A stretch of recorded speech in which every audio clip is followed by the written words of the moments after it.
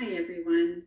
My name is Dr. Vicki Mitchell, and I'm presenting on this because we've got some pretty big things that are going on in terms of special education in the state of Texas and throughout the United States and, in fact, the whole world. And so, what this video is about is your potential role as a future diagnostician in the state of Texas, or perhaps a special education leader of some sort. You need to understand basically what's going on, not only so that you are up to date on the COVID 19, but also it's very important for you to understand the big picture in public education. Many times, if we are in a classroom or we have a different level of special education experience, we don't always understand why people make the decisions that they make. Give you a pretty good example. You're probably all scrambling right now in your school districts where you are trying to do things for students and keep connected to their parents, and you're getting really stressed out, and the superintendents are saying, we've got to meet the needs of kids. Well, there's a little bit of a backstory to this also. If you truly understand special education or just general education administration period, then you know that the money that pays for schools to run, that includes our salaries, are based upon what's called average daily attendance. If a school is completely closed, there is no average daily attendance. So where is the funding coming from if that's what the funding is based upon? So right now, some of that scrambling is going on because superintendents are saying we have to have a way to have our students' attendance count so that we get the funds that we receive for each student, because we have people to pay. We have services that need to be delivered. I mean, that includes the free meals that are occurring as a distribution process in your school district. Sometimes it's really interesting to watch the process because while we know that there are students on free and reduced lunch, and it's so important for us to provide meals for those students, you have school districts that were jumping in. They had the staff at the school preparing the meals. Then they invited the students and their families to come up and pick up the meals. So then are they going to be able to keep the 6 feet away distance? And then what about the parents who can't get up to the schools? So then you find that really brilliant school district who says, do we already have a distribution process in place? Oh yeah, it's the school bus. What if the school bus delivers the meals? So that's what this particular video is all about. It's understanding not only COVID-19, but it's trying to help you give or receive, help you have a bird's eye view of public education and special education. Some of them, some of the information will be information that you can use. Some of it will be information that will be an aha, and some of it will be information to help you begin to understand how to think as a future diagnostician, as a mid-management administrator, as an instructional leader in special education in your future. So the PowerPoint that you see in front of you, I am recording this on Zoom, and so that you're able to see me as well as the PowerPoint that's in front of you. This PowerPoint was put together by CASE. This is a significant interest group, a special interest group, that's under the Council for Exceptional Children, CEC. CASE stands for Council of Administrators of Special Education. You may have heard of the Texas version, TCASE, the Texas Council for Administrators in Special Education. TCASE is a state division of CASE. This particular PowerPoint was put together in a webinar that was held the week of March 23rd, and it was a national webinar. When you look at this, they actually put it together on March the 20th. The webinar was held on March the 23rd, 2020. You can see that the people who primarily presented the webinar were Erin McGuire. She's the president of National CASE. Myrna Manilowitz, she is a lawyer with CASE, policy and legislative consultant. Kevin Rubenstein, Dr. Rubenstein, he's again CASE policy and legislative chair. And Julie Weatherly, who is a lawyer on resolutions in special education. She is a very well-known national education lawyer, and her input and guidance is provided in many documents that are distributed by CASE, as well as other organizations that deal with administration of special education, such as NASD, which is the National Association for Special Education Directors. So let's talk a little bit about this one. What you will see is that the agenda has to do, they welcomed and introduced everyone. I just introduced myself, Dr. Vicki Mitchell, with special education at Sam Houston State University, and I shared with you the people who were the primary participants on the CASE webinar. What we're going to be doing is talking about current resources, some quick takes, school closures and special ed. The Andrew case, you're all familiar with the Andrew case. Man, that changed our lives. February 2017. What's appropriate? Is there anything at all that applies to this pandemic with the coronavirus, the COVID-19? And I'm sure you already know, but the 19 means that it came about in 2019.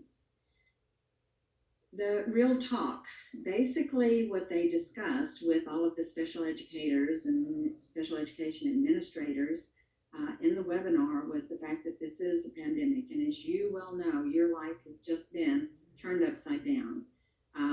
All of a sudden we're at home continuously with our families, which is wonderful, but we're also in this busy world not used to that. Many of us are working from home. How do you work from home when you've got children who are also supposed to be meeting with their teachers online? The doorbell rings, the dogs bark while you're trying to create a video or you're on a Zoom meeting. It's a different world. But then also for students, how do we teach them if they're not at the school? Yes, we can teach them online, but what about the ones who don't have access to technology? What about the ones who don't have access to the internet or a cell signal? There are families that don't have a cell phone. They may have a pay-as-you-go cell phone from Walmart. That's not going to access a cell signal for them where they can download or look at anything that you and I provide. So how do we provide education for those students? What about if they're students with a disability on an IEP? Now we're required to provide FAPE. Well, this is a pandemic.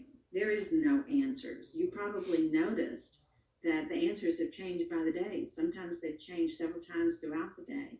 And it's because, as a world, we have never experienced anything like this, not in an age that we have today. 1918 with the Spanish flu was neat during a school closure. Well, there is an OCR fact sheet that came out March 16th, and it basically said teams are not required to meet in person while schools are closed. Now, the individual definition, you can see at the caveat down at the bottom, it says individual definitions of school closures are going to vary by state to state. In Texas, school closure means school closure. Not only is the brick and mortar school closed, but no materials, no instruction is being done for anyone. General ed, special ed, no one, closed. School closure, where everything's closed and nothing is happening, and school closure, where instruction continues, it's just that we're not at the brick and mortar, is something very different. But the OCR's fact sheet definitely said you do not have to meet in person. You can use telephone, you can use FaceTime, Skype, any way that, method that you can use to meet with the parent. But guys, this isn't new. We've done that before. Another question was, can we proceed with evaluations during a time of school closures? Well, the OCR fact sheet said evaluations and reevaluations that do not require face-to-face assessments or observations may take place while schools are closed, so long as a student's parent or legal guardian consents. Now, this is an interesting one because, see this consent thing? If your district has a policy that you cannot do electronic signatures, how are you going to do that? Are the parents going to be able to use the PDF and put a signature on it? Will you be able to get consent by telephone? This all goes back to your district policy. This in and of itself is going to be a change that we can see will occur throughout the state after all of this is over. School districts who do not allow in policy amend ARDS, I foresee those changing. School districts that do not allow electronic signature, that policy I bet will potentially change. There's just a number of things that we had policies in place that really did not lend itself to this kind of an emergency or urgency. So you can proceed as long as you have parent or legal guardian consent. However, remember that it is evaluations and reevaluations that do not require face-to-face assessments or observations. Now, let me tell you something that I learned on a TEA Zoom today. They were talking about the fact that there are some parents, some law firms who are recommending that districts go ahead and meet these requirements with whatever information they have. And what Justin Porter with the Texas Education Agency, he's the special ed director for TEA, basically said, you can't do an evaluation, reevaluation without everything that you need. You would be at a greater fault or violation of faith by not doing it correctly than by not doing it. So don't get so pressed to need a timeline that you do it incorrectly. You're better off to document, that at this time you are not able to meet that timeline. And as special ed TEA or TEA special ed says over and over, document, over document. Can we conduct IEP meetings via phone, Zoom meetings, some other? Yes, absolutely. As I said, this is already in federal law. You can see this right here. 200.328, IDEA specifically provides that the district and the parent may agree to use alternative means of meeting participation, such as video conferences and conference calls, but again, requires parent consent. Another question, if a public agency, such as health department, asks for student records, is the school able to provide them? Again, this is already in law. We're very fortunate. We don't often use this sort of thing. But it says, yes, FERPA permits educational agencies to disclose without prior written consent public information or personal information from the student education records to the appropriate parties in connection with an emergency if knowledge of that information is necessary to protect the health and safety of the student or other individuals. Already in law. There are several areas of instruction or lack of instruction that it exists right now in the United States. This also applies to Texas. You have schools that go from the range of completely closed to completely open. In Texas, nobody's completely open. The governor shut this down. That is the case in most states. So in Texas, we actually have 4 levels: completely closed, districts that are providing home packets but not instruction, districts that are involved in continuous learning opportunities, and districts that are involved in instruction, e-learning distance. So what are the 4 areas in Texas? Completely closed means that. Completely closed is completely closed. No services are provided to anybody. Faith is not an issue here. Home packets. School is closed, but learning activities are being provided for students. Learning activities are primarily parent, guardian supported. One of the things that the Texas Education Agency has said is the minute somebody does that, faith begins. So we have to be very careful, but you know what? That gate is already opened and that barn door is already open, so faith is in play for a lot of districts. Continuous learning opportunities. School is closed, but learning is continuing with the teachers and service providers actively checking in with the students. But again, primarily it's the parent that's doing a lot of the support and the backup instruction. E-learning, distance learning, this is where you are trying to continue the curriculum, and for us in special ed, meeting the IEP through technology.